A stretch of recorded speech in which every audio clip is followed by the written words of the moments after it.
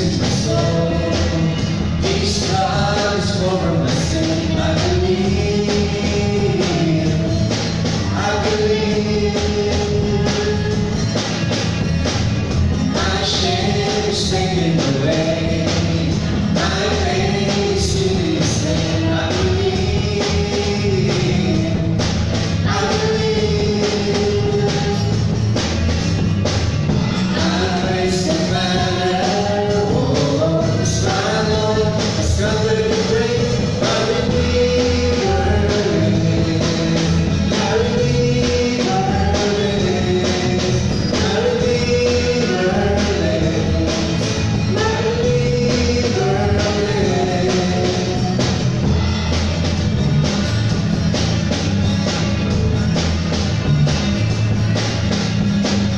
I know He rescued my soul.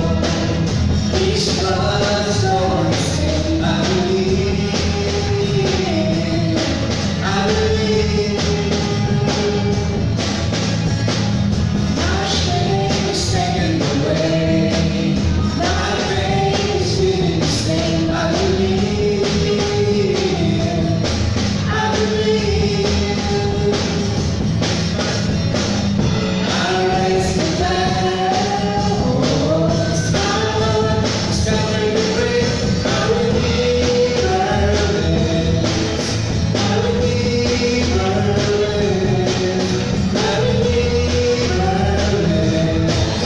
My Redeemer lives. You lift my burden. My rise with you. I'm dancing on this mountain top. See only God. My Redeemer lives. My Redeemer lives. My Redeemer lives. My Redeemer lives. My Redeemer lives. My Redeemer lives. My Redeemer lives. My Redeemer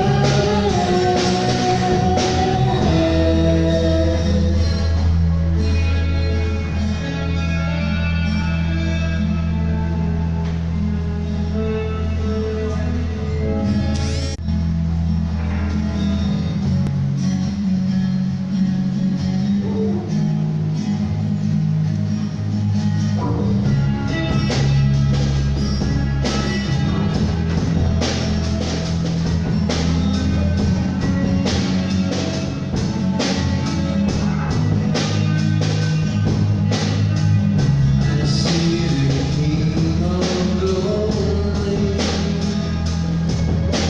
coming with us with fire. The whole earth shakes. The whole earth shakes.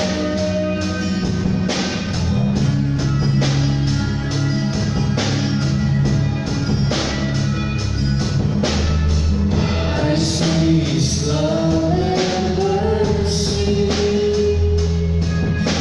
washing over all our sin. The people sing. The people sing. Hosanna, Hosanna, Hosanna in the highest. Hosanna, Hosanna, Hosanna in the highest.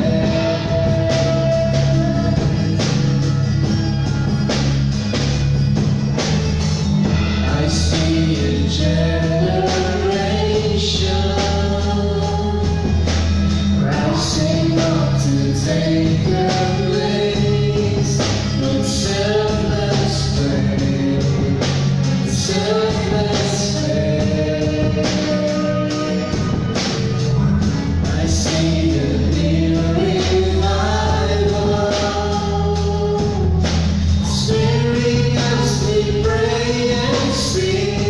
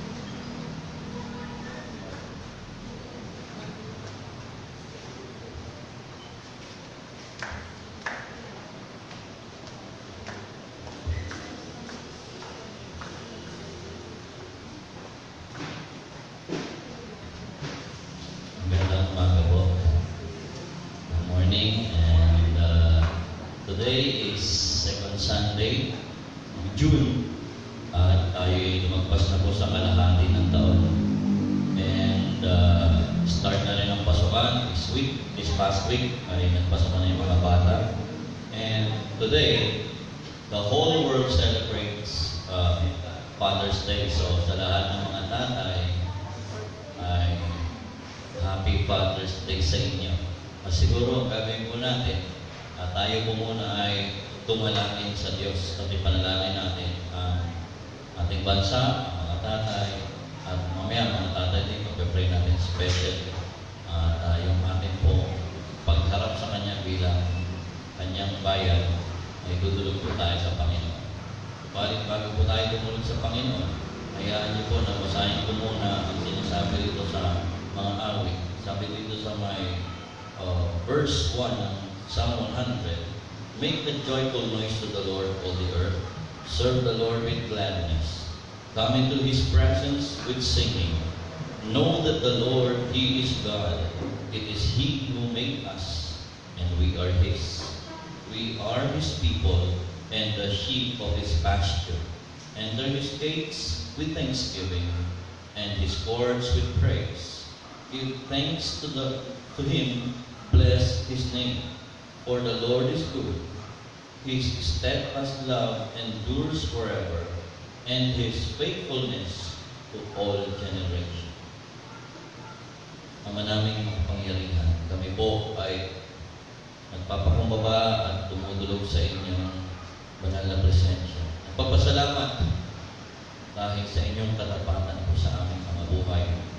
Salamat dahil kayo po ang aming dakilang Ama na dapat kilalanin at marapat kilalanin ng lahat ng mga tao. Ama, sa aming pong pagdulog ay humingi kami ng tawad sa mga bagay na aming inisip na hindi nakalulugod sa inyo. Ang mga nagawa namin, Panginoon, na hindi po kaaya-aya and inappropriate as Christians. Sa mga inugali namin. Sa lahat, Panginoon, ang hindi rin namin nagampanan na nais po ninyong gawin. Ama, patuloy nawa, Ama, kayo ang siyang magturo sa amin na sundin at tundin ang inyo pong kalooban. Ama, sa umaga nito ay sama-sama namin pinasasalamatan kayo sa mga araw-araw na biyaya niyo po sa amin. Salamat sa buhay, kalakasan na aming pong taglay. Salamat din po sa inyong pag-iingat sa bawat araw sa mga lugar na pinuntahan namin. Sinamahan niyo kami, binabayan sa mga sitwasyon na kinaharap namin ay nandiyan ang inyong presensya. Sa lahat-lahat, Panginoon, ay tunay nga po na palagi namin kayong kasama sa bawat sandali ng aming buhay. Salamat po sa inyong banal na salita na sa araw-araw ay pagkain ng aming kaluluwa. Sa panalangin sapagkat sa magitan nito ay maaari namin kayong tawagan anumang oras at anuman ang aming pinagdaraanan. Ama, bilang mga Pilipino ay amin din po sa inyong idinudulog ang aming bayang Pilipinas, aming bansang Pilipinas. Ama, dalangin po namin na nawa ay patuloy na kayong kumigos. Bagaman madalas nakapokus ang mga tao at ang media sa politics.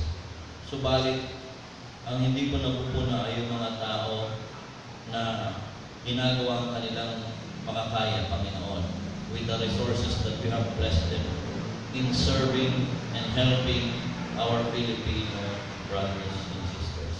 Salamat po, Ama, sapagkat hindi naman kinakailangan na nasa posisyon sa politics para po paglingkuran ng bayan ng kapwa Pilipino. Salamat, Ama, dahil tunay nga po na sa mga pagkakataon na may kakulangan ng pamahalaan, nandyan yung mga tinatawag na NGOs, nandyan yung tinatawag na mga anonymous individuals and groups na walang hinangad kung hindi magbigay, maghatid ng tulong sa mga aming mga kapwa. At dalangin din namin naman ang aming gobyerno.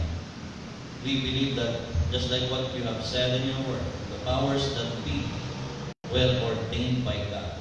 And we as Filipinos were commanded to submit and obey those who are in position that were ordained by you. And so, Father, although we understand now we do not have a perfect president, we do not have a president that is inclined to what we are inclined to. But we believe, Father, you placed him in the position because of your great plan, of the greater plan that you have for the country. And Father, we pray na naway gabayan niyo ang aming Pangulo. Bigyan niyo siya, Panginoon, ng pagkatakot sa kanyang puso. At gabayan niyo siya, Panginoon, upang ang kanyang mga maisa sa katuparan naman ay yung mga bagay na makakapagdulot, Panginoon, ng kapayapaan, kaunlaran, at makakapag-ingat sa kapakanan ng bawat individual, ng karapatan, at ng bawat pamilya. Father, we pray, and we thank you because you did not allow na maipasa sa Congress yung buong bill na kung saan ay nag-recognize sa mga nag-aakalang sila'y walang karapatan when it comes to their preferences, to their gender. In reality, it's already outlined in the Constitution that they have the right as an individual and they don't need to push or pass another bill for their own specific identification because it will only create discrimination on the other hand. Father, we pray that may you continue to guide the Congress, that they will not allow bills that will to pass bills and legislatures that will threaten, Lord God, the sanctity of marriage, that will threaten, Lord God, the family of the Filipino people. Father, we pray na maging ang aming judiciary ay patuloy na maging patas sila, non-partisan, just like what the symbol of justice they are represented. They do not see others, but they just wait based on their respective judgments. Lord, dalangin ko po ang aming bayan. Salamat dahil nararamdaman din namin na nakikita rin namin ang mga report ng pag-unlad, progreso through the infrastructures that are being built and that were built already. Lord, continue, Father, na gabayan niyo ang bawat mga kababayan namin, lalo yung mga nasa ibang bansa, na bagamat hindi man nila nais, subalit napilitan sila magtrabaho upang may bigay, may pakain sila sa kanilang pamilya. Naway ingatan niyo po sila. We were saddened because there are bad news about some OFWs who were abused, especially those that work in the homes of their employers. Lord, nawa Panginoon na ikaw na po matagdagan yung mga ganong klase ng cases and scenarios. And Father, we pray na nawa ay patuloy, Panginoon, na kayong sumama doon sa mga kababayan namin na marahil sa mga oras na ito ay nag-iisa lamang. Marahil they have no freedom to exercise their faith and to worship because of certain countries that disallow it. Father, may you sustain them, Father, with your grace. May you, Father, continue to assure them that their faith can bridge them to you and them to their family and give them the assurance that their families are in good hands. Father, dalangin ko po na nawa maging ang aming bayan ulang ako, bago na po halal na mayor, naway mas lalo pong mapaigin ang aming pong lungsod, ganon din po sa aming barangay dito sa Old Cabalan. Salamat dahil sikasig ang aming pong barangay sa kanila pong pagbibigay ng servisyo. Lord, we pray naman bilang church and as Christians in this side of Olongapo. Help us, Father, to do our part. Help us, Lord God, to be clear of what you want us to do as a church and be able to do it and to focus on the things that you command us to. This morning, Father, we praise you and we honor you because of the so many things that you have blessed us with. Kulang po ang panahon ito upang patuloy kaming dumalangin And although at times we only focus on our own needs, on our own situations, on our own sufferings, on our own struggles, on our own troubles, but help us, Lord God, to take our eyes off ourselves and see a big world in need, and make us willing to be your servant. This morning, Father, continue to teach us with your word and the power of the Holy Spirit. We praise you, Father. We will give you all the glory in Jesus' name. Amen. Again, Happy Father's Day sa mga tatay. Mamaya ay ipapanalangin po natin sila. This morning, dahil special service time and special Father's Day, so I will be discussing about a topic na para sa mga tatay. Pero of course, all of us can learn from this topic. And we will just continue the series in Acts this coming Sunday. Let us first read yung ating pong passage. It will be taken in Ephesians chapter 6, verses 1 to 4. At ito po ang sinasabi, "Children, obey your parents in the Lord, because this is right. Honor your father and mother, which is the first commandment with a promise, so that it may go well with you, and that you may have a long life in the land. Fathers, don't stir up anger in your children, but bring them up in the training and instruction of the Lord." This morning, I will be discussing about the godly father, ang maka-Diyos na ama. The godly father. Alam po ninyo, there is a big need in our time for godly fathers. Alam po ninyo, iba po ang devastation ng isang young people pagka siya ay lumaki na hindi ginagabayan, lalo na kung wala siyang father. I remember yung the king of pop by the name Michael Jackson was once invited in a university to sing and to share some things to the students there. And as Michael Jackson enters doon sa may hallway, he sees the children that were together with their parents. Some of them were with their fathers. Maybe their fathers were also a great fan of Michael Jackson.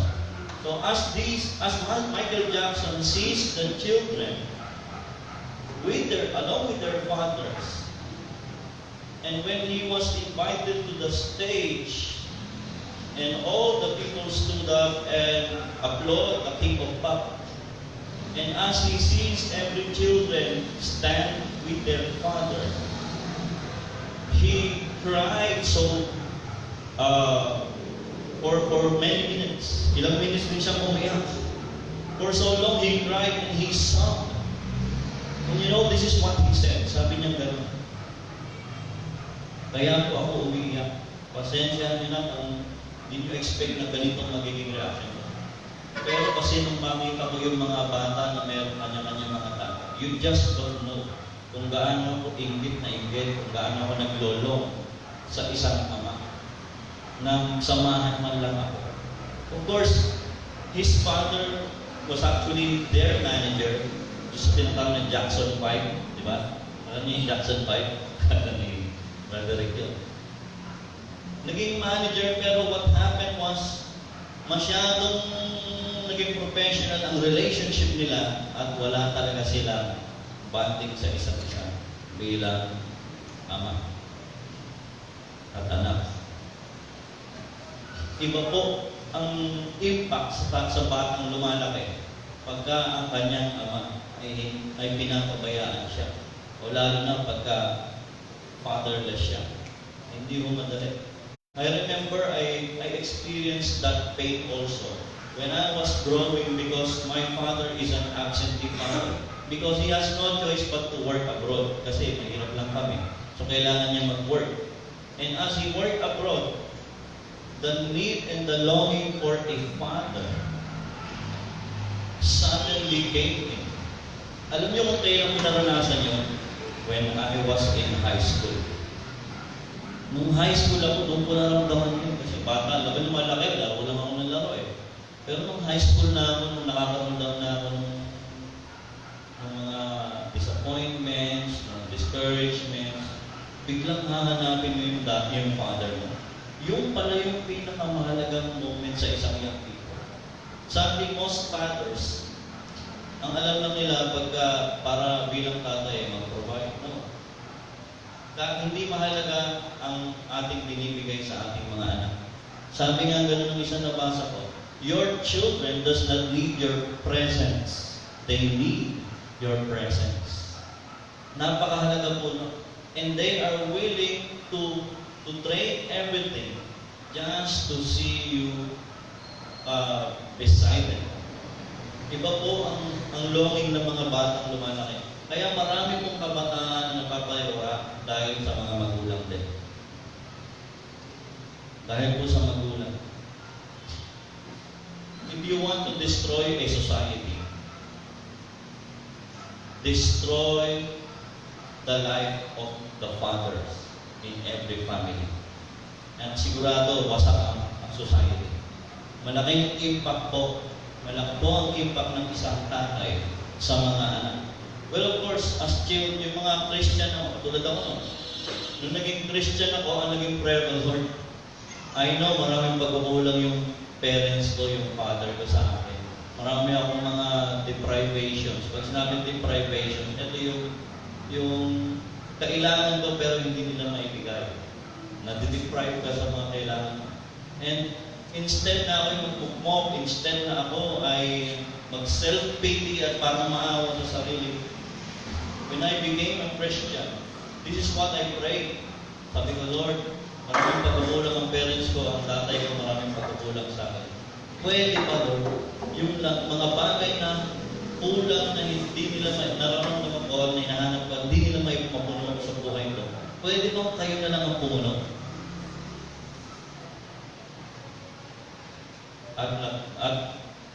And that was the last time I longed and I was jealous or I was fretful o mainggitin ako sa ibang pamilya. Nakaingit kasi pag ibang pamilya buo tapos kayo kulang. But when you find your completeness in Jesus, all of your questions will be answered. So that's what you need to do if you're a believer and you're longing for others to feel something that's missing in you. Ask these things from the Lord and you will never be disappointed. The Godly Father nowadays is a great need. Malaki po ang pangailangan ng Godly Father. And there are some surveys conducted. For example, yung George Barr na research po ito. They conducted and they made a survey and they actually asked some people in the church kung alam nila what is the Great Commission. I actually shared this. Sadly, ang laking percentage, almost half, do not know about what the Great Commission is. And a small portion of respondents only knows what the Great Commission is. But doon sa respondents na yon, a small percentage only are actively involved sa Great Commission. Kaya don't wonder pag dumating yung time na maraming churches just like in the US ang magsasara na rin sa Pilipinas. Bakit? Because we fail to propagate the faith sa ating mga anak. The spiritual leadership and responsibility to every children belongs to the parents. Kung yung pagkatiwala lahat sa pastor. Pag yung anak ninyo napahamak spiritually, the one that will take responsibility will be the parents, particularly the fathers.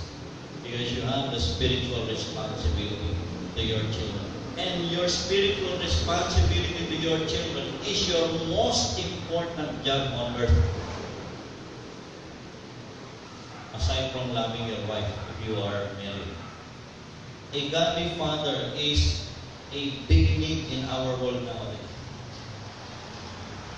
Ingit na ingit ako nung dumalaw ako sa isang mosque.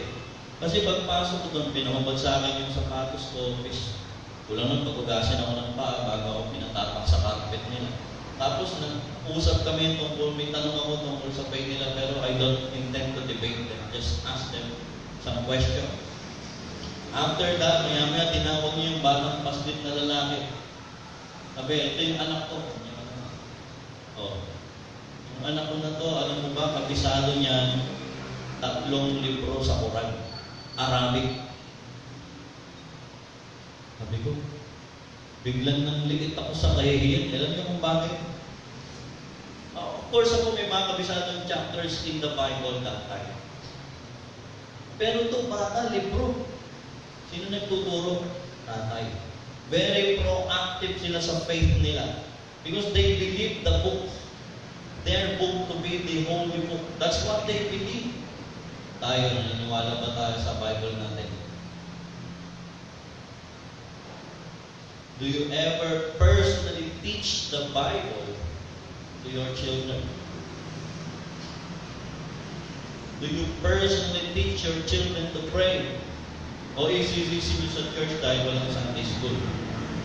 It's your personal responsibility to teach your children to seek God in their life. Ang bira ng Muslim, sabi ko, bawat isa sa kanila, yung mga anak nila, pinagkakabisa ng mga aklat sa Quran. And hindi natin alam bilang mga Kristiyano, dumarami ang Muslim. That's their plan. Yung meron din silang world evangelism na tinatawag. Every key cities in the whole world, they want to saturate them with their presence. Yung mga naninirahan doon sa mga Mindanao, pupuntahin nila ng Metro Manila. Anong gagawin? Bibigyan nila ng kung ano man negosyo, pagtitindahin nila, mahalaga na doon kayo sa Manila. Tapos, sa kanila, they want to dominate the world by their presence and by propagation of their teachings. And what else? By population. Anak ng anak yung mga yan. Anak ng anak. Kahit hindi alam kung saan hugutin yung papakain, anak ng anak yung mga yan. Dumarami sila. Ang France ngayon, mas marami ng Muslim sa France ngayon kaysa sa mga taga-France, taga-Europe. And every countries in the Europe nowadays, pinakain na po sila.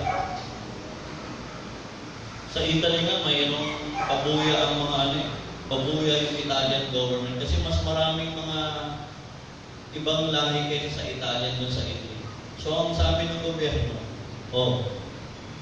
mag-anak naman kayo para meron kayong wala kayong problemahin. Ini-encourage nila ang mga Italians na mag-anak na mag-anak. Bakit? Kasi kumukonti sila. Alam niyo kung bakit kumukonti ang maraming mga Europeans? Kasi karamihan sa kanila, gusto nila mamasyal, gusto nila mag-enjoy, gusto nila makita ang iba't ibang lugar sa mundo. Tapos they will settle down only pag mga nasa 35 pataas na sila. Pero pagka nasa kabataan pa sila, gusto nila mag-enjoy around the world, enjoy sila mag-enjoy, lahat titikman nila, lahat ng mga layo titikman nila. And they hate to have children on their younger years. Bakit? Kasi abala raw para sa kanilang kaligayahan sa mundo ang pagkakaroon ng anak. Sa Muslims, iba.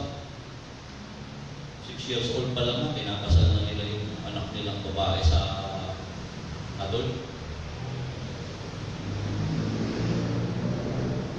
Kaya yung mga babaeng bata ron, minsan nakatalaga na, bata pa lang. You know that, Freddy Aguilar, hindi siya makakuha ng permission na napakasalan yung 16-year-old girlfriend niya, nag-Muslim po.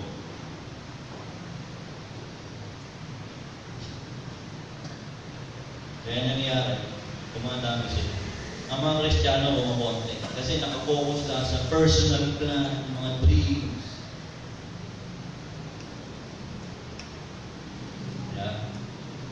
Hindi ko naman sinabi mag-anak kayo na mag-anak. Pero yun yung sabi sa Bible. Children are treasures from the Lord. Sabi sa Psalm 127. And every womb that has fruits, that bears fruit, o yung bawat nanganganak na sinapo ko na, ay may kaloob galing sa Lord. And one thing is sure, hindi naman kayo pababayaan ng Lord. Okay? Now, the godly father is in need. Di ba? Wala rin po sa dami ng anak ang pagiging mabuting ama. Nasa tamang paglakad po. Number 1, let's go on. Ang mga Diyos na Ama, number 1, a godly father is a lover of God. Ang number 1 sa taong ito, mahal niya ang Diyos. And that should be non-negotiable. May mga tao kasi mas mahalaga sa kanya yung trabaho niya, mas mahalaga sa kanya yung career niya, mas mahalaga sa kanya yung wife niya. Hindi po. Mas mahalaga dapat sa kanya ang Panginoon. Sabi ni Moses, "This is the command, the statutes and ordinances the Lord your God has commanded me to teach you, so that you may follow them in the land you are about to enter and possess." Yung Israel, they are about to possess the promised land. Sabi rito, "Do this so that you may fear the Lord your God all the days of your life by keeping all His statutes and commands. And I am giving you your son and your grandson so that you may have a long life." Ingatan mo raw yung utos ni Yahweh at ibigay mo rin ito sa anak mo at sa apo mo. Sino inutusan dito? Number 1, tatay. Verse 3, "Listen, Israel, and be careful to follow them, so that you may prosper and multiply greatly." Nandito sa Deuteronomy 6, ang sikreto sa success at prosperity. Sabi nga naman, the God of your fathers has promised you a land flowing with milk and honey, the promised land. Verse 4, ito yung command niya, "Listen, Israel." Actually, yung passage na ito, yung Deuteronomy chapter 4, verses 4 to 6, ang tawag po rito ay Shema. The Hebrew word Shema has so many meaning in it.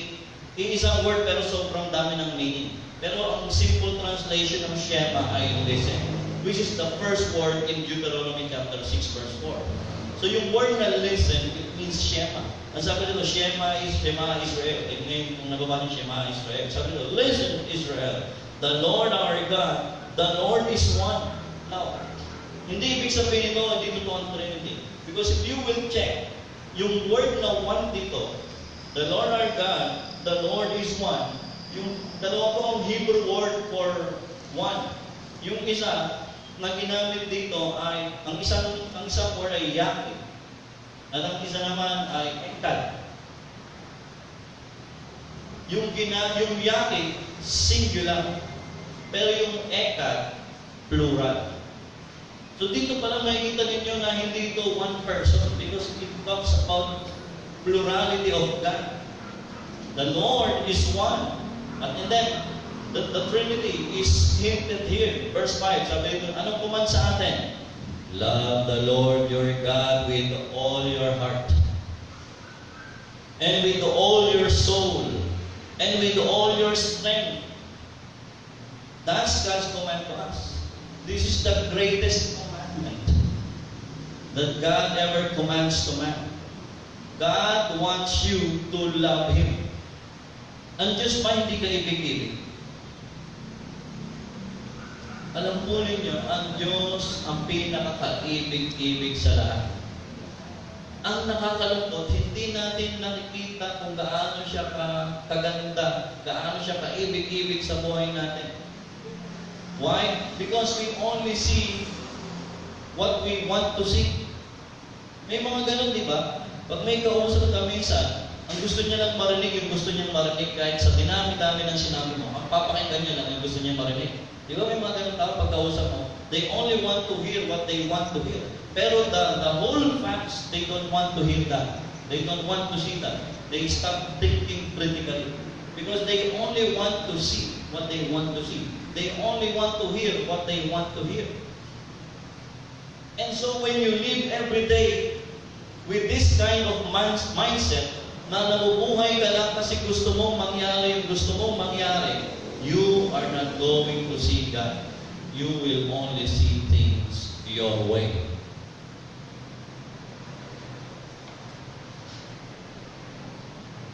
Sino nagpasikat ng araw?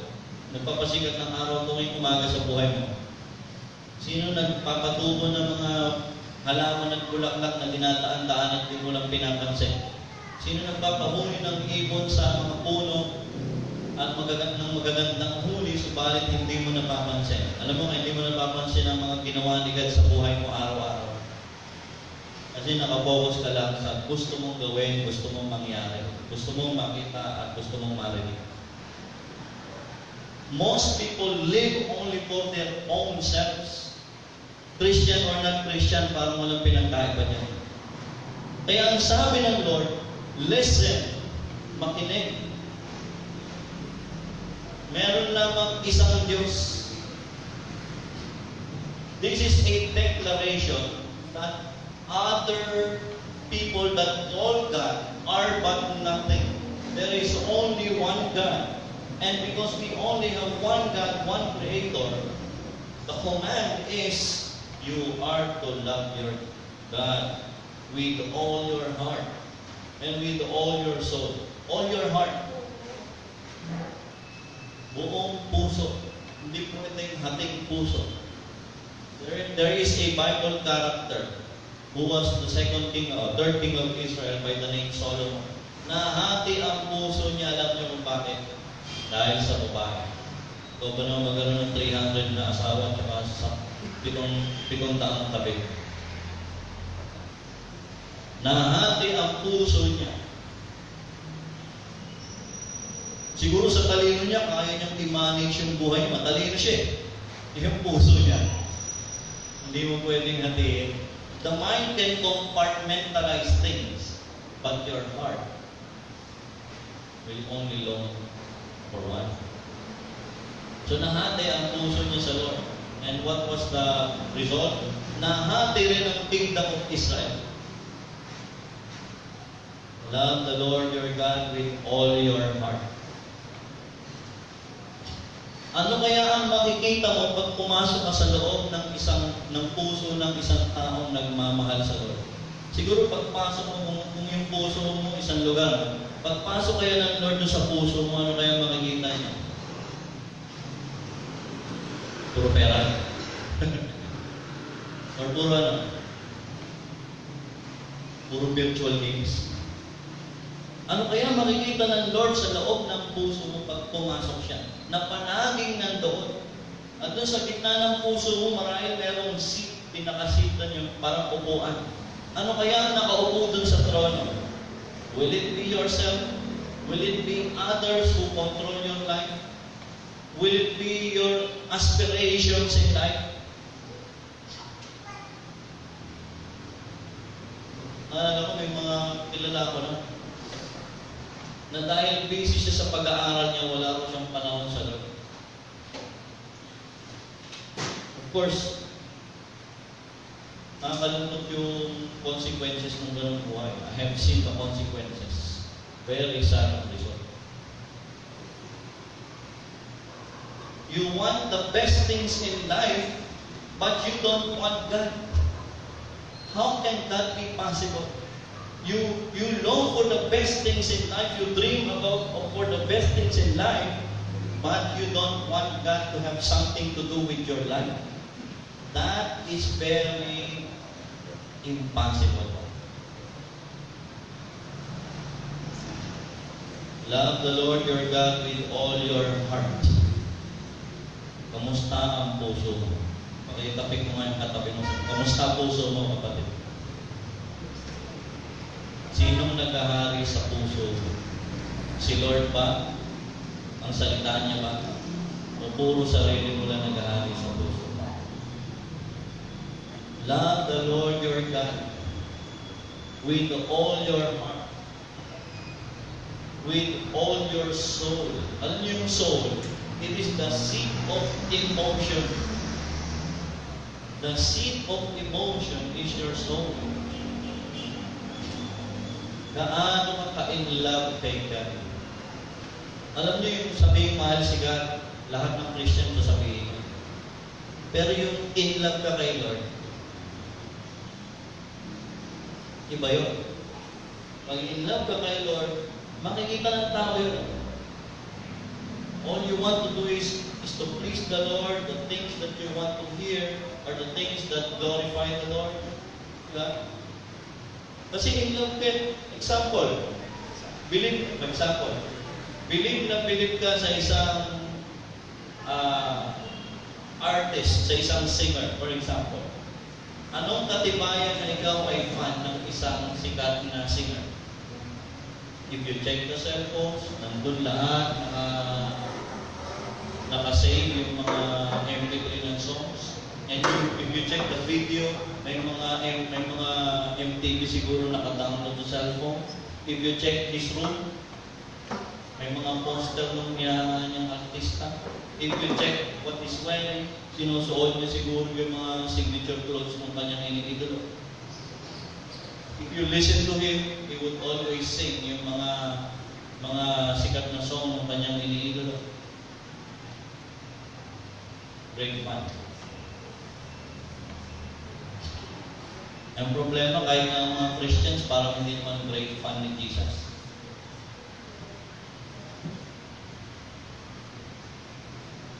Love the Lord your God with all your heart, with all your soul, and with all your strength. These words that I am giving you today are to be in your, what? To be in your isa puso. Anong isa sa puso? Mahalin mo ang Panginoong Diyos ng buong puso, ng buong kaluluwa, at ng buong lakas. Ito bang kuman na to para lang sa iilang tao? Inulit ko ni Kristo sa Matthew chapter 27, 38 to 39. When he was asked, sabi nga noon, Master, what is the greatest commandment? And Jesus begins to quote again, Deuteronomy chapter 6. Love the Lord your God with all your heart, with all your soul, and with all your mind. Sa ibang translation, with all your strength, my mind pa sa strength. And the second commandment is equally important. Love your neighbor as yourself. At ang sabi ni Kristo sa kanyang exposition ng Great Commandment na to, on this commandment hinges the law and the prophets. Ibig sabihin, yung commandment na ito, this is the summary of the Old Testament. This should be our response to God, to love Him with all our heart. I understand, karamihan sa mga lalaki hindi naman emotionally showy, di ba? Kasi di ba pag masyadong showy yung lalaki sa emotion niya, parang pagdududahan na kung lalaki, di ba? Kaya karamihan sa mga lalaki medyo tahimik lang. Pero pinaparamdam niya yung kanyang pagmamahal. Ganun ang mga lalaki, hindi talaga kadalasan showy. That's how they were wired by God. Now, but it doesn't mean na wala silang pagmamahal. Love the Lord your God with all your heart, with all your soul, and with all your strength. These words that I'm giving you today are to be in your heart. Repeat them to your children. Repeat them to your children. Sino magtuturo sa mga bata? Ang mga magulang.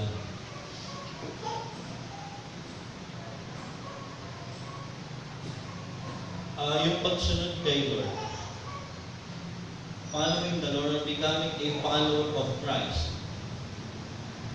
as what we usually say, is not to talk. it is caught by children.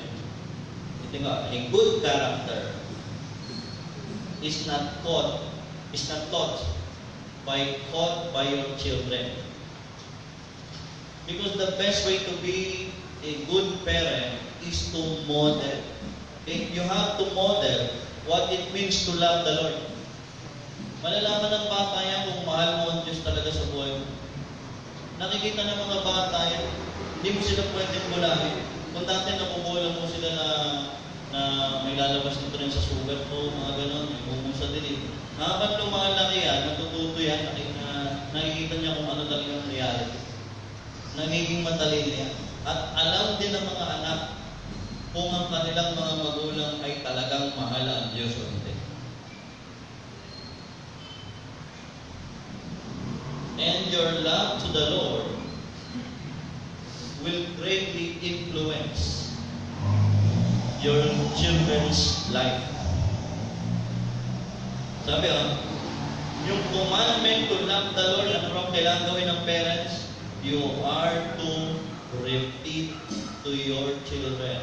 Yung process ng pagre-repeat, ibig sabihin, nag-get mo muna. Tama? Pag nag-gets mo yun, na nakuha mo, naintindihan mo yung pinocommand sa'yo, before you pass it on, you already understood it clearly. And then as you pass it, you have to live it out. That's the best way to teach your children. I-model mo muna sa kanila. Ipakita mo muna sa kanila. Pag nakita nila yung ginagawa mo, gagayahin ka nila. Kaya nga si Zoe, ang dami namin tinuturo dyan, pero kailangan pakita muna. Pakita mo, Mami, paano magsipilyo? Gagayahin niya. Kasi yung ginagawa niya sa toothpaste, kinakain. Kasi yung toothpaste mo, ubus na. Diba? Pero pag nakita niya, gagayahin na. Palaging ganon. Ginagaya lang tayo ng mga bata. At young age, all children at young age, they are copycat. Copycat. Gagayahin po nila. What else? Repeat them to your children. Ano ba? Talk about them when you sit in your home. Kumbaga, pag mag-uusap kayo ng anak nyo, of course, aside sa pinag-aralan nyo sa school, ang pinag-uusapan nyo dapat ay patungkol sa Word of God. About, bakit ano nangyari kay Daniel, di ba? Ba't hindi siya kinain ng mga lions? You have to talk to them. What else? And when you walk along the road, habang pa kayo naglalakad magkasama sa kalsada, tinuturuan mo rin siya ng salita ng Diyos. Anak, may nakitang mali yung anak mo, anak. Yan ang example na hindi dapat gayahin. Kasi ang sabi ni Jesus, ganito dapat ang gawin. And of course, pag tinod mo sabi ni Jesus, dapat talagang galing sa Bible, hindi nag-invento man ng utos. Kasi hindi naman yung parang Simon Says na laro. When you lie down and when you get up, pag kumiga ka at pag bumangon ka, you repeat and you talk to your children about God's command. Anong command yun? To love the Lord your God. Tama? To love the Lord your God with all your heart, with all your soul, and with all your mind. Alam ba ninyo, according to survey din, karamihan daw sa mga bata tinuruan ng mga magulang nila ng pagkatakot sa Diyos, they end up successful sa kanilang career. Nagiging successful yung mga batang ito sa kanilang mga pinupursu. Nagiging excellent pa nga. Excellent pa. Iba ho pagka pinasok mo ang Word of God sa puso at buhay at isip ng mga bata. At kagaya nga ng sabi sa Proverbs 22 verse 6, train up a child in the way he should go. Anong gagawin? You train them. You train them. Ibig sabihin, pag tinatrain mo isang tao, hindi palaging nagagawa ka. So you have to repeat it, you have to show it again, you have to model it again, you have to train them hanggang sa magkaroon ng master. Train your children in the way you should go. And when they become old, they will not depart from it. Bind them as a sign on your hand and let them be a symbol on your forehead. Kaya yung mga Hudyo may tinatawag na phylacteries na naka-letter po yun na nakapulupot dito sa kamay at dito sa arm. Tapos dito po, meron po rito nakabalumbon na letter. At ang nasa loob ng letter na yun ay Bible passage, Bible verses. Particularly, itong Deuteronomy chapter 6, verses 4 to 6. Yung Shema Israel, nakasulat po yan dun sa letter. Tapos nilalagay nila dito sa may, para siyang accessories. Tapos may nakapulumbol pa ito na letter. Yung ibang nilalagay dito sa ulo. Makikita niya, it's a common scenery sa Israel na ginagawa ng mga Hudyo. They actually followed this command literally. Ginawa nilang literal na kailangan nakasulat talaga tapos nakatapos kamay. To remind them of the importance of this command. Ano yung command? To love the Lord your God with all your heart, with all your soul, and with all your strength. Write them on the doorposts of your house and on your city gates.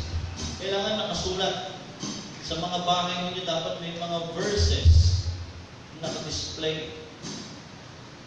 Ilang houses kaya rito ang may verse sa bahay na naka-display? O sa pinto? Or sa refrigerator? Kung hindi kayo artist, bumili na lang kayo sa PCBS, tapat ng Wesley. Ang daming mga pandekorasyon na may nakalagay ng mga verses. The point is, dapat daw, kailangan mo lahat ng possible ways to remind your children about the Word of God. Do it. Bakit? Kasi yung tao nalilimutan. Tama? Madali tayong makalimot. So we have to be reminded from time to time and again with the Word of God.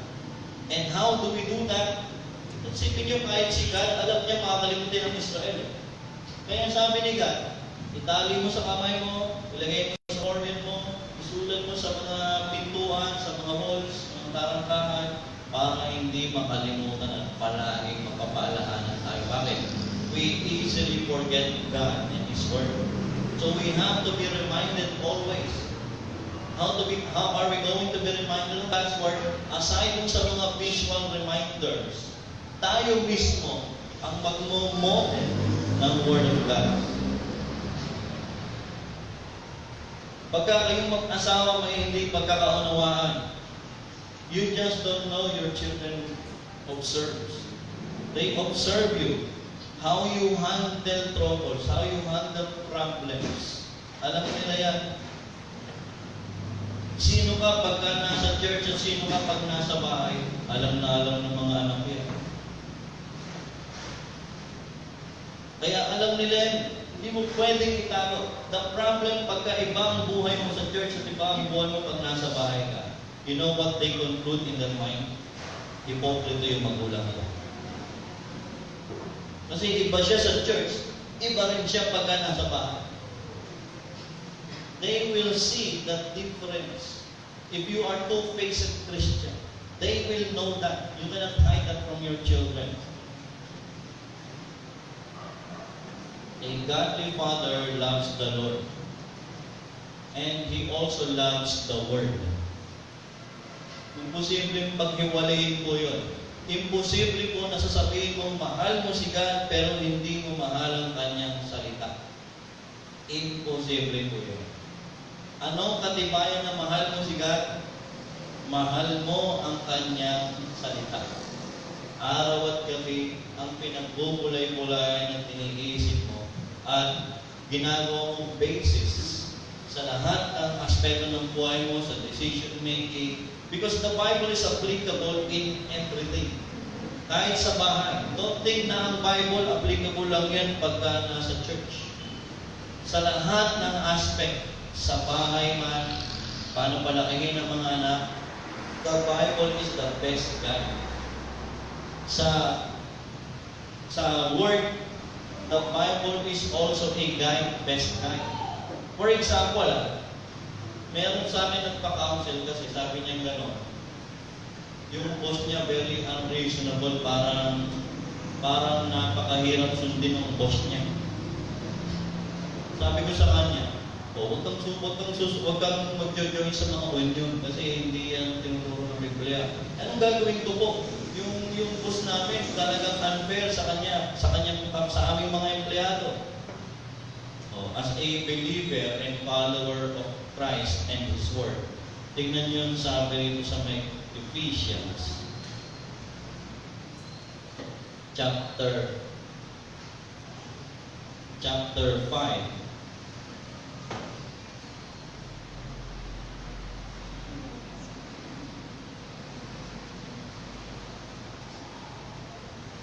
Dito sa may verse chapter 6. Dito sa may verse 5. Chapter 6 verse 5. Sabi rito, mga alipin. So, it simply means mga empleyado. Okay? Sundin ninyo ang inyong mga amo dito sa lupa ng buong katapatan, takot at paggalang na parang si Kristo ang siya ninyong pinaglilingkuran. Remember, yung amo mo hindi Christian, ang believer. Pero when you do your work as an employee, you are to, anong gagawin mo? So sa English, slaves. Slaves pa nga, alam niyo yung mga slaves, no? Walang karapatan sa sarili nila. Mas matindi ang pagiging slave, no? Obey your earthly masters with fear and trembling, with a sincere heart, as you would Christ, not by the way of eye service as people pleasers, but as servants of Christ, doing the will of God from your heart, rendering service with a good will as to the Lord and not to men, knowing that whatever good anyone does, this we will receive back from the Lord, whether he is a slave or free. May command si God sa mga employees. Meron pa yung follow-up, same command din po dito sa may Colossians chapter 3.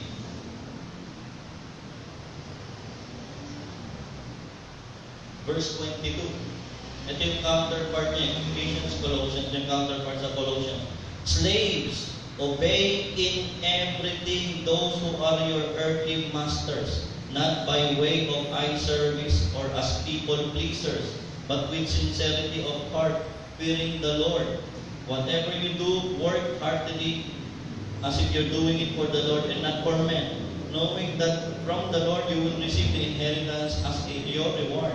You are serving the Lord Christ. For the wrongdoer will be paid back for the wrong he has done, and there is no partiality. Sumunod. Yeah. Yung kung ganitong command ni God ay nakaka-apekto po yan. Sinasabi ko po, Word of God, hindi lang po yan applicable sa personal, hindi lang applicable sa family, kahit sa workplace, kahit sa government, applicable din po yan. Diba? Sabi sa Hebrews, Romans 13. Sa gobyerno naman, kasi may mga Christian minsan, palaban sa gobyerno tayo, we do not agree with that. Ito ang sabi rito, let every person, 13:1 ng Romans, let every person be subject to the governing authorities, for there is no authority except from God, and those that exist have been instituted by God. Therefore, whoever resists the authorities resists what God has appointed, and those who resist will incur judgment. Kaya tayo, pinagpe-pray natin ang mga government leaders, kahit hindi Christian, kahit may mga statement sila na sabihin natin hindi tayo sang-ayon. Normal yun hindi naman perfect yan, hindi naman Christian yan. Pero we are to obey, submit, and respect them. So we were commanded as Christians to be good when it comes to our character. Right? Next, number 2. A godly father loves his wife. Verse 25 ng Ephesians 5. Husbands, love your wives, just as Christ loved the church and gave Himself for her.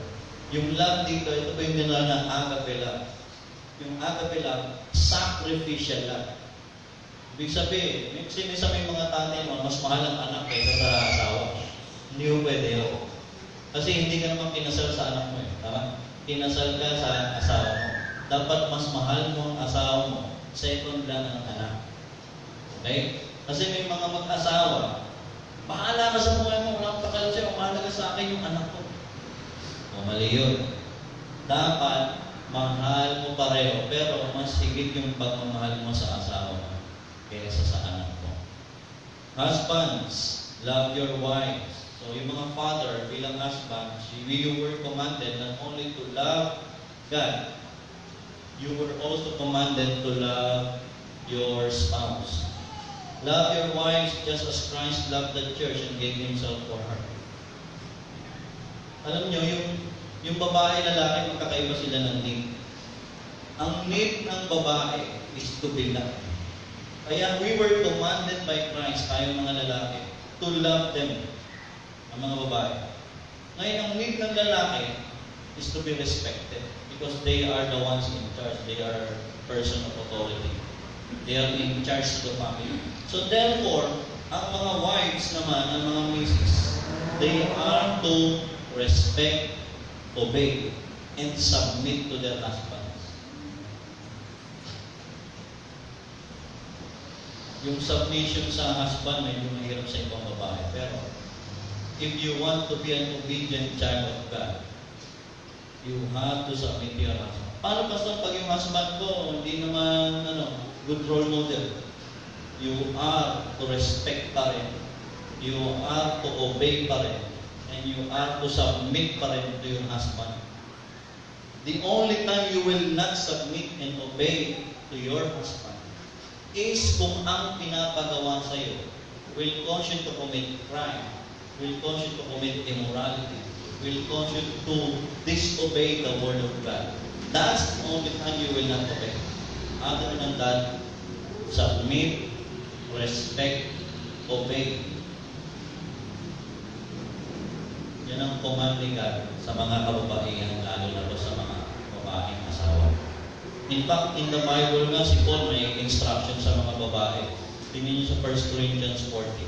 Dala niyo ba yung Bible? I trust na yung ibang may smartphone, hindi nag-Facebook o naglalaro. Kasi baka palitan ko na yung password ko. 1 Corinthians 14.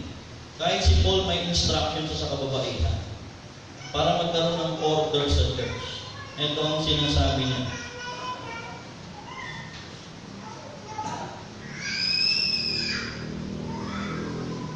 Verse 33. For God is not the author, God is not a God of confusion, but of peace, kapayapaan. As in all churches of the saints. So para magkaroon ng kapayapaan, anong sabi rito? Verse 34. The women should keep silent in the churches. This is what also is believed kahit ng Southern Baptist organization natin. You will check the Baptist Faith and Message. We still agree with this commandment ni Paul. Sabi rito, the women should keep silent in the churches, for they are not permitted to speak, but should be in submission, as the law also says. If there is anything they desire to learn, let them ask their husbands at home, for it is shameful for a woman to speak in church. We still hold on to that belief. And there is no command in the Bible that ratified this command by Paul. In fact, Paul repeated this command in 1 Timothy chapter 2. Tingnan niyo sa 1 Timothy chapter 2. I'm pointing about submission kasi minention yung word na submission doon. Dito sa may 1 Timothy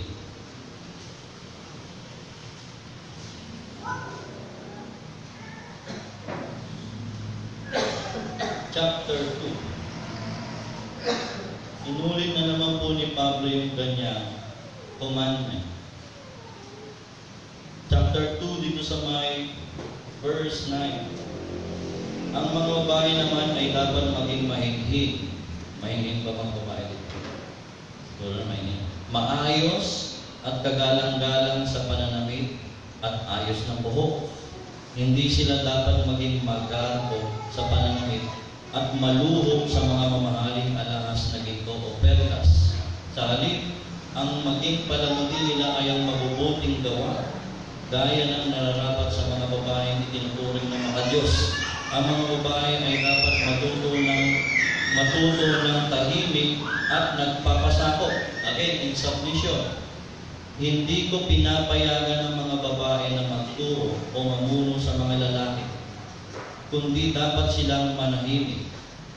There's again another command, may code sa mga babae yan. I'm talking about submission to God's word and to His command. Now, yung context na pinag-usapan natin is submission to the husband. Ayun ang malaking struggle ng mga babae talaga mag-submit. Lalo pagka, sabi nga, yung mas magandang rendition ni Paul sa Timothy is, I do not permit women to have authority over man because it is not God's design. Hindi mo design ni God yun.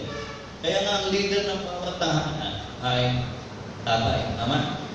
Kahit mas kumikita ng malaki si Mrs., si Mr. pa rin po ang leader. He has the last say. The buck's fall on him. Kahit na mas matalino si Mrs., ang lalaki pa rin po ang leader ng tahanan. It has never been ratified nor rectified in the Bible. The command of Paul was repeated in the New Testament. Submission is one of the greatest struggles ng mga married women. And even in the church, submission to the leaders is one of their struggles. Husbands, love your wives, just as Christ loved the church and gave Himself for her, to make her holy. What is the purpose? Alam niyo ang blessing ng pagmamahal ng sacrificial love ng mga lalaki. The sacrificial love, yung love dito is una sacrificial love. So yung mga lalaki dapat uunahin niya, hindi sarili niya.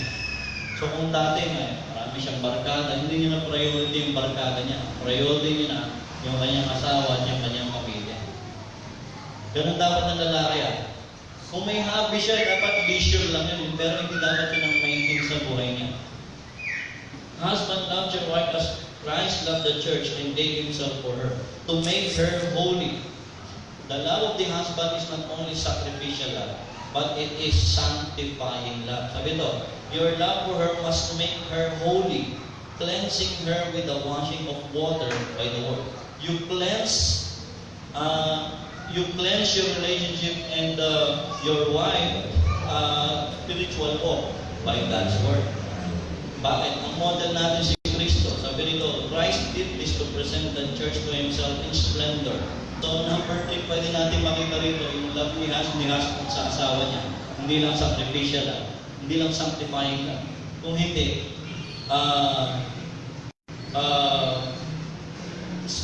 splendid love. If I may call it. Splendid love. Christ, sabi nito, Christ did this to present the church to Himself in splendor, without spot or wrinkle or anything like that, but holy and blameless. In the same way, husbands are to love their wives as their own bodies. He who loves his wife loves himself. Kung hindi mo mahal ang asawa mo, hindi mo mahal ang sarili mo. So, before you love others, dapat si wife mo. Of course, si God. Number 2, si wife. Now, verse 29, for no one ever hates his own flesh but provides and cares for it, just as Christ does for the church, since we are members of His body. For this reason, of course, yung mga lalaki naman, for this reason, man will leave his father and mother and be joined his wife, and the two will become one flesh. This mystery is profound, but I am talking about Christ and the church. Next and last, a godly father disciplines his children. Pag ang isang tatay hindi dinisiplina ang anak, sure way para mag-alaga ka ng suwail at sakit sa lipunan. You look at David, masyado niyang pinamper at in-spoil yung anak niya si Absalom. Ano nangyari kay Absalom? Lumaki ulo habang umahaba ang kanyang hair, mahabang hair ni Absalom. At ano ba nangyari? Tinangka ni Absalom na magkudeta. Gusto niyang maging hari at patalsikin ang kanyang anak ama, kanyang tatay na si David. Bakit? Ang problema kasi in-spoil masyado ni David si Absalom. You go to Old Testament pa rin, for example, si Prophet Samuel. Prophet Samuel was said to be the kingmaker and probably the last judge of Israel. Ano nangyari kay Samuel? Yung dalawa niyang anak, hindi niya dinisiplina. Kung kaya't sa templo, pag nakita niyo sa templo yung dalawa niyang anak, ay talaga namang lahat ng offering kong kinakain lang, ay malaki ng katawan. Ang tataba.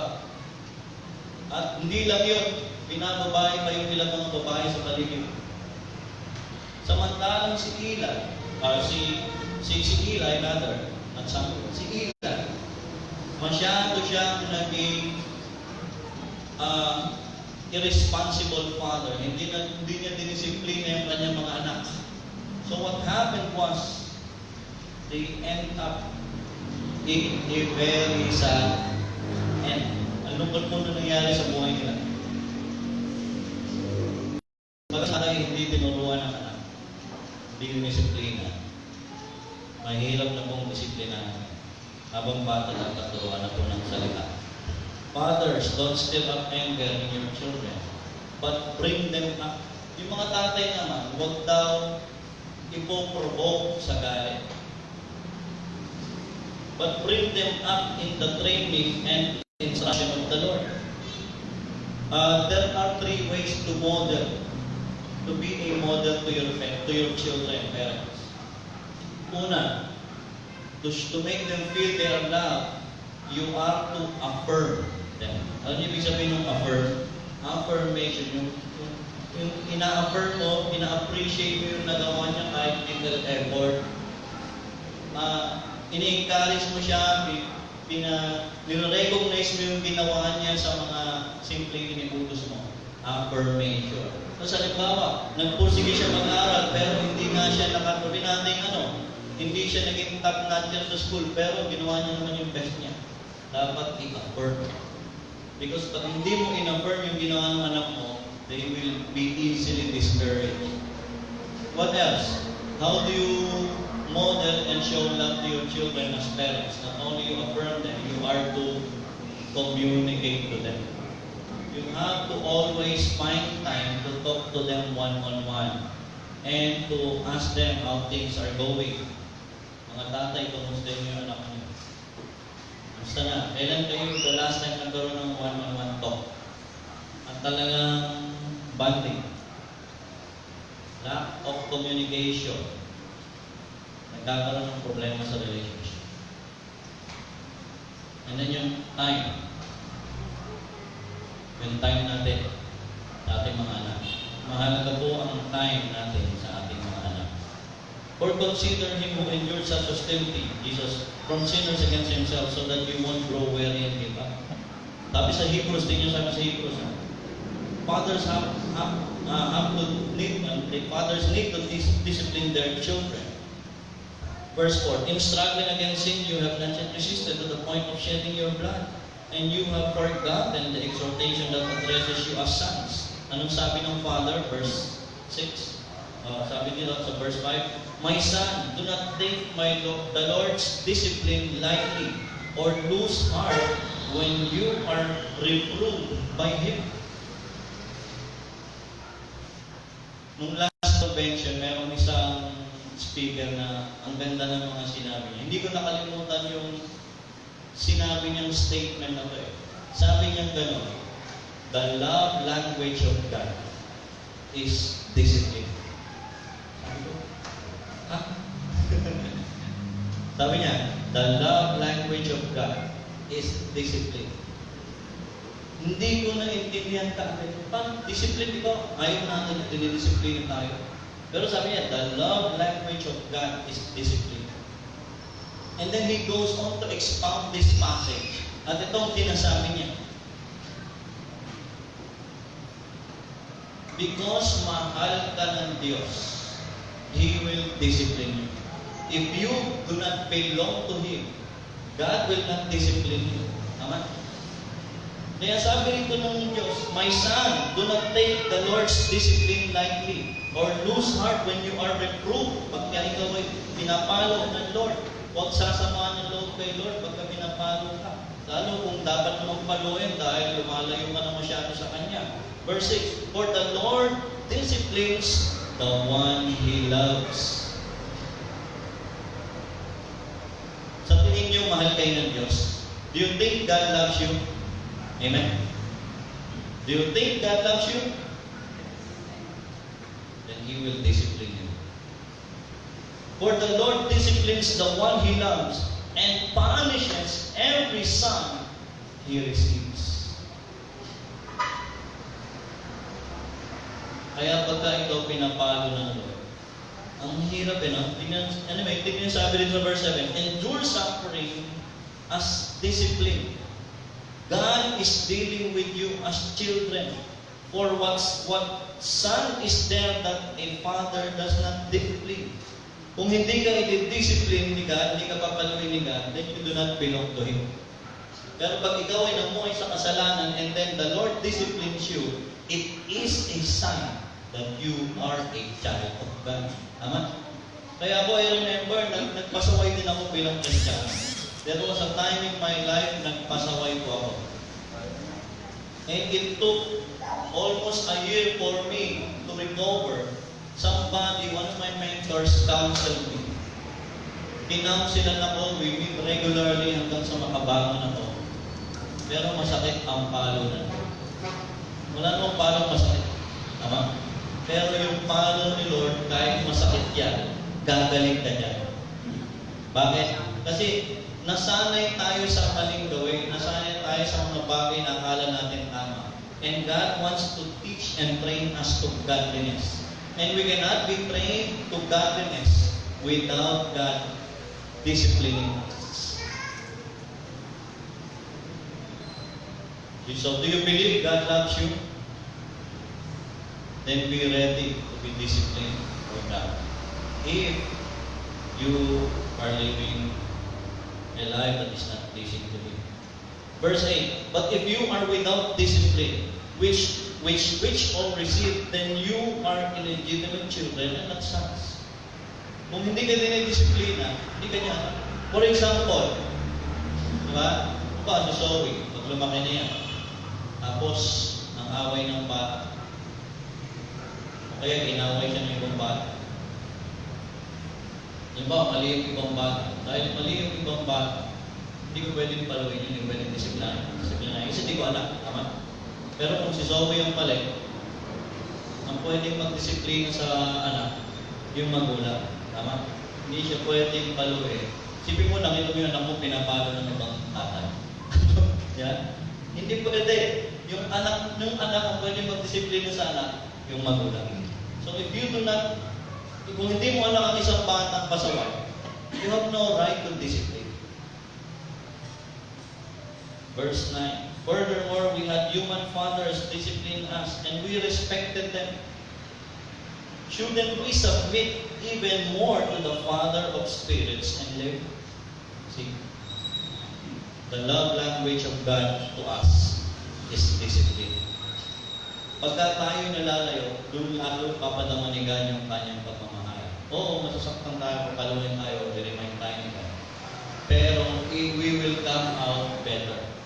For they disciplined us for a short time, yung matatay daw, based on what seemed good to them, but He does it for our benefit, so that we can share His holiness.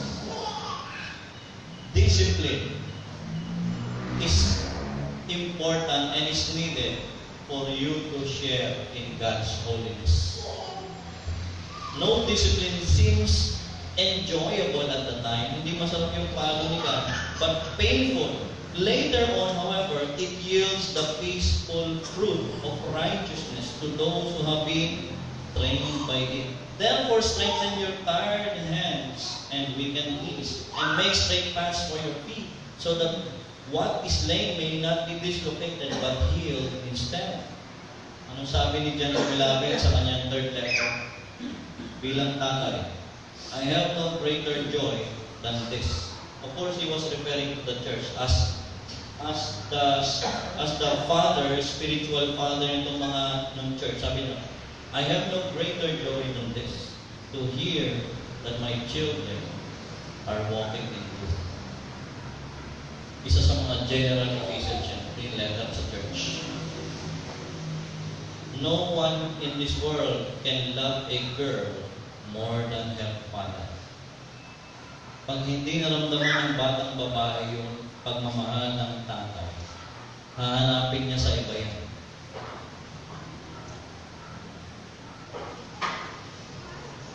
Alam niyo, maganda yun eh, yung mga tatay dapat pinaparamdam nila yung tamang pagmamahal sa kanilang anak ng babae. Para malaman ng mga babae na kung yung pakikipag-usap, or let's say, halimbawa, malalaman, madidifferentiate ng mga batang babae yung kaibahan ng hawak ng pagmamahal at yung hawak ng may pagnanasa. Alam niyo, they will identify that eh. Alam nila pag yung ama humawak, hinawakan nila yung anak nilang babae, tapos yung hawak niya yung hawak ng pagmamahal. Madidifferentiate nila yung sa hawak ng may pagnanasa sa kanya. Kaya napakahalaga po na ipadama ng tatay yung totoong pagmamahal sa anak niya. And of course, may limitations din. Pag malaki na, usually, nakakailang na talaga. Point is, the love of the father is important to a growing daughter. For you know that ito yung model na father na ni Paul, na in-apply niya sa discipleship. Ito yung pagiging father, in-apply ni Paul sa discipleship. Sabi niya dito, for you know that we dealt with each of you as a father deals with his own children. How does a father deals with his own children according to Paul? Encouraging, comforting, and urging you to live lives